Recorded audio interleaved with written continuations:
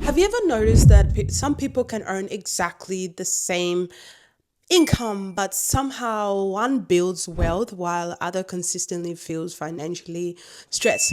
It's tempting to think that money problems are simply about maths, right? But the evidence tells us something very, very different.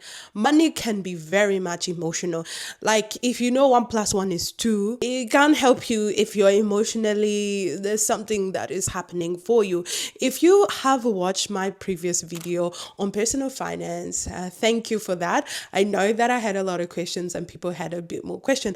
The response was incredible, and thank you so much for those who called and emailed and had personal DM. Many people shared their own experience and what they think of it. So today let's move from mindset into something practical that you can start doing immediately today. Nhom lao, Nhom lao, it's all I need, yeah, yeah, it's all I need, yeah, yeah. One of the biggest myth in personal finance is that if you just knew what to do, you just automatically do it. Well, you do know, you are not silly. We do know when something is off. Because the thing is, if knowledge alone will change your behavior, and everybody would exercise regularly, they will eat well, and they will never overspend.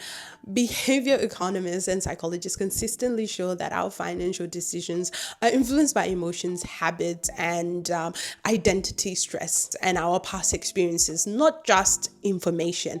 That's why simply telling yourself, oh, I'll do better next month, rarely actually works. Instead, ask yourself this question: why do I feel this way about money? Do you spend money because you are stressed? Do you avoid looking at your bank account because it creates anxiety for you? Do you consistently rescue other people because saying no feels uncomfortable to you? Do you believe having money makes you selfish? Until you understand the emotions underneath the behavior, you'll keep repeating the same financial patterns. Now, I've given you enough thoughts around start analyzing why you feel the way you feel. However, let's look at some practical ways that we can actually overcome. Number one, track your money. You cannot manage what you actually don't measure. So maybe for the next 30 days, write down every dollar that comes in and every dollar that goes out, right? Not to shame yourself, not to judge yourself, just to become aware. Awareness always comes before change. You'll probably discover subscriptions you have actually forgotten about, which is a huge one. A lot of people, is one of the most, in this generation, is literally one of the most thing that takes our money. Subscription, lots and lots of subscription. So we impulse purchases you didn't notice, or small daily expenses that quietly adds over time. It's like, oh, it's $1 here, it's $1 there.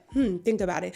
Number two, give every dollar a job. Doesn't matter, it could be Naira, it could be Kenya shillings, South Sudanese pound, whatever it is. Don't let your money just wander around. Tell it where it needs to go before you spend the money. That means planning for your essential, saving, investing, generosity, and even fun.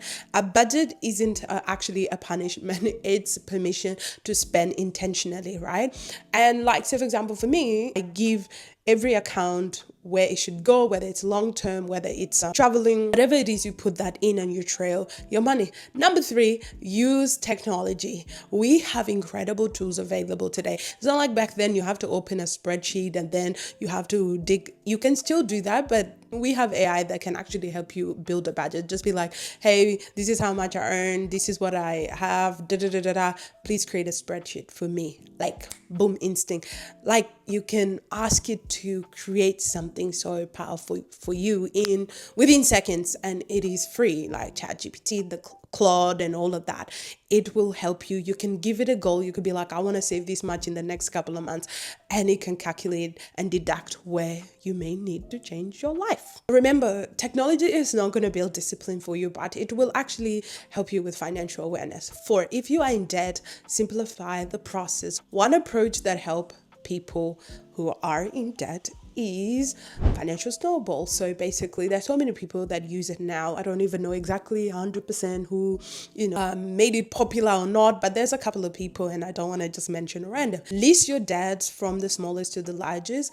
Pay the minimum on everything. Throw every dollar at the smaller debt first. Once it's gone, roll the next payment into the next debt. The math isn't always perfect, but behavior does matter. Momentums build confidence. Small wins help people stay consistent. And consistency beats perfection always. Finally, remember this: personal finance is very personal. Your goal isn't to impress people online. Your goal is actually freedom.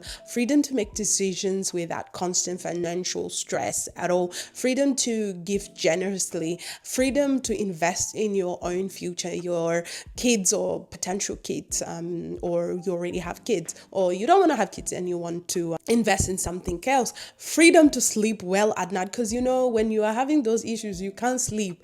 You know what I mean? You see why it becomes an emotional thing, because money is literally a tool. It does absolutely makes a terrible master, but an excellent servant. So this week, don't try to change everything. Track your spending. Ask yourself, what emotion shows up around money for me? Create a simple budget. And if you're carrying debt, make today the day you choose a plan. Small decisions repeated consistently become financial freedom.